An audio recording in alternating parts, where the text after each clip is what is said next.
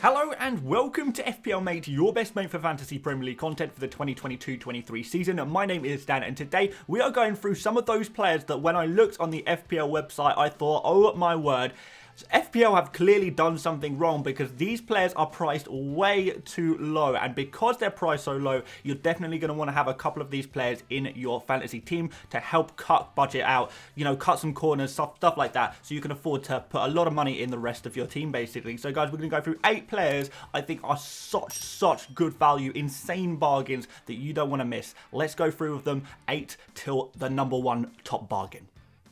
Okay, our first player is Takahiro Tomiyasu, coming in at 4.5 million, which I just thought was insane when I first saw this. You know, an Arsenal defender, a team who came in the top 5 last season. Usually you expect these kind of defenders to be in the 5 million region. You kind of see that with some other teams in the kind of upper middle table, I guess, will be about 5 million. But Tomiyasu, despite the fact he is a fullback, a right back, who does get a couple of shots, does make a couple of key passes, he does actually have enough about him where he can actually get a couple of goal contributions as well as the clean sheets that he's going to generate naturally through being at Arsenal and being at one of the better teams in the Premier League. I know you guys are going to say Arsenal aren't a top team, but come on, within the whole spectrum of the Premier League, yes, Arsenal are one of the better teams, let's be real. But yeah, a great defence in the grand scheme of things, much better than what you're going to get from other teams. You know, if you're looking at 4.5 million defenders, you're really looking at like newly promoted teams usually, but you get a fullback, a little bit of attacking threat, and regular clean sheets for just 4.5 million on a nailed on right back for Arsenal. I think that's insane value,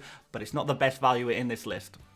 Next up, we've got Edouard Mendy at Chelsea, 5 million for the goalkeeper of the 3rd placed team in the Premier League. Again, every single year, usually we see the players, the goalkeepers at the kind of higher end of the table are usually around the 5.5 million mark. To get Mendy for 5 million, you know, he's a 6 million goalkeeper typically in FPL, so this is just really good value again. You know, if you want to spend 4.5 million on a cheaper goalkeeper, then that's fine, but you can get Mendy for just 0.5 more. You get a goalkeeper from one of the better defenses in the league typically. We don't know exactly how Chelsea are going to line up and how good their defense is going to be in the new season, but if history has got anything to say, it's going to mean that Chelsea and Mendy are going to get a decent amount of clean sheets. So I think he's going to be a really good goalkeeper to go for 5 million. It's not very often you can say you can get the goalkeeper of the 3rd place team in the Premier League from the previous season, you know, probably favourite to come 3rd again, maybe even better if they invest well, for 5 million. It's really good value. Okay, this is an insane one. I know a few people have been talking about this player already, but if you haven't heard of this guy, you need to know who this person is. Deniz Undav is an insane player who is coming in at 5.5 million. Just insane value right here. And guys, if you enjoyed this pick, please do leave a like on the video. It massively helps out the channel. And subscribe if you want more tips just like this one. Because Deniz Undav, he has come in from into Brighton. They signed him from a team in the Belgian league and then loaned him back. But in the Belgian league last year, he did so well. So in 39 games, he got 38 goal contributions. That's 26 goals and 12 assists. I can't remember the last time I saw a player in the Belgian league perform at quite that level. So it's not like, you know, yes, it's the Belgian league, but if he can translate even 50% of that, even 40% of that, even 30% of these kind of returns, he is still going to be a ridiculous goal scorer, a ridiculous assister, a ridiculous point scorer for this 5.5 million value. Remember, Brighton create so many chances, have never had a problem creating chances. They just needed an elite finisher, and Undav has already proven in the Belgium league that he is an elite finisher. Just look at these stats. It's absolutely mad. I think he's going to do really well, and I think you're going to really struggle to find a 5.5 million forward, or even anyone under 6 million, 6.5 million in the forward position that will do better than Deniz Undav. He is an insane pick, and one of the arguably must-have. Now, I didn't put him higher in this list because he is unproven in the Premier League still, but if you want to take a risk on a player, this is the player I would take a risk on.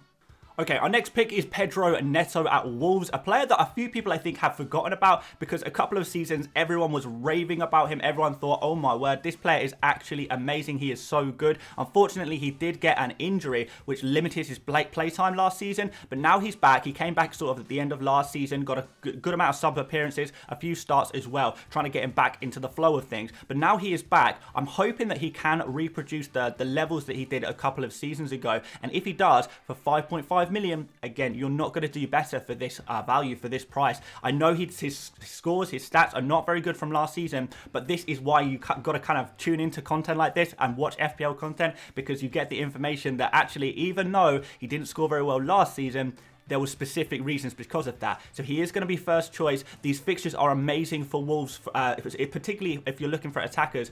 You're definitely going to look for some Wolves attackers. And if you're going to pick one Wolves attacker, Neto is arguably Wolves' best player. Certainly in the attacking position. You know, outside of FPL, he is such a good player. Let's see what he can do.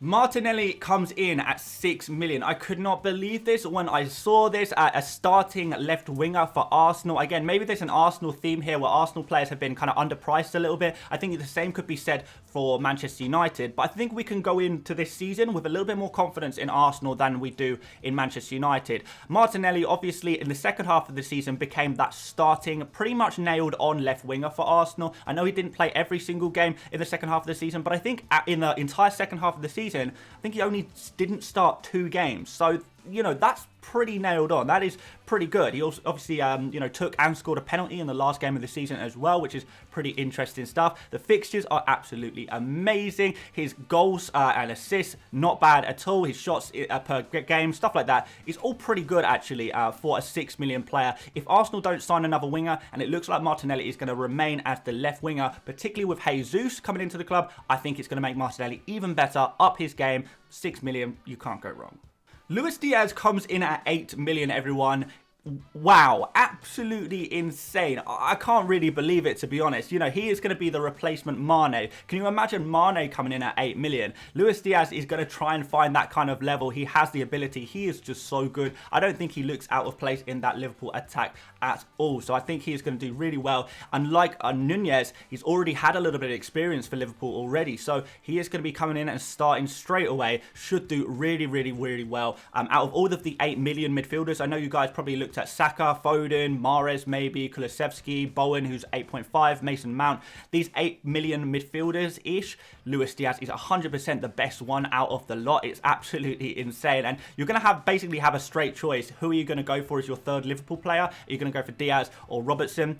I'm really struggling with this decision myself. They're both amazing, but, you know, definitely pick one of them. But for 8 million, there's no way I can't say this is a bargain because it's insane.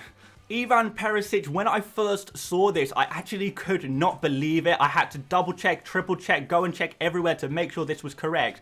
5.5 million for a forward who is listed as a defender playing as a wing-back in a Conte system, which will basically turn him into a winger who's going to be in the box constantly, who got these insane stats last season in the Italian league, in Serie A. 9 goals and 7 assists he got in Serie A last season, as well as 13 clean sheets. He gets a decent amount of shots and key passes per game as well.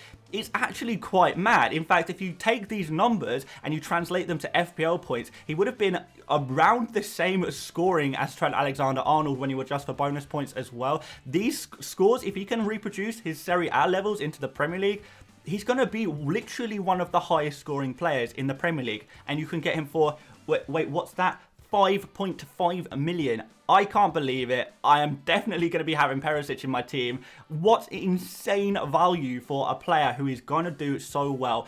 Conte loves him. Conte has been chasing after him, really wanted him. He's the perfect Conte system for this Spurs system player for this Spurs team. It's just an absolutely mad signing, and I'm very confident in this one. And finally, we've gone for Trent Alexander-Arnold as the #1 bargain of the season. Now, I know you're probably thinking 7.5 million for a defender. Is that really a bargain? Yes. Yes, of course it is. Literally, if FPL listed Trent as 10 million, I would still put him in my FPL team. I'm not even joking. I'd be kind of interested to see if you guys, would you put Trent in your team for 10 million? I'm kind of like to know in the comments section, but I certainly would, because he was the 3rd highest scoring player in FPL last season, and he has been one of the top scoring players in FPL every single season for the past 4 years, and he's only getting better and better. So it really is quite mad that he's still only 7.5 million. You are never going to get a better value player than this. You are never going to get a better bargain than this. And for that reason, Trent has been the first player on every single one of my Game Week 1 drafts since I launched up the game, because he just is the best. He is the best in the defensive position. He is the best creator in the league. He is insane for clean sheets and can get a couple of goals in a season as well. He's the best bargain, number one. Definitely, you need to have him. Oh my word, what a bargain. He's insane. What more can I say? And that's the end of the video, guys. If you did enjoy, please do leave a like. Please do subscribe as well if you're new around here. I will really appreciate that. And guys, if you want more content like this, do let me know in the comments. If you want some other bargains that I may have found, I've definitely got some more similar videos to this coming over the next couple of days that I think you're going to enjoy, particularly looking for those hidden gems in FPL. I love doing that kind of thing, and I hope you guys do as well. But yeah, like I say, that's it for me today. Loads of content to come. Oh my word. Those are new graphics in the channel. It's an exciting period. It's an exciting period. But yeah, there we go, guys. Thank you so much for watching once again, and I'll see you later, mates. Bye-bye.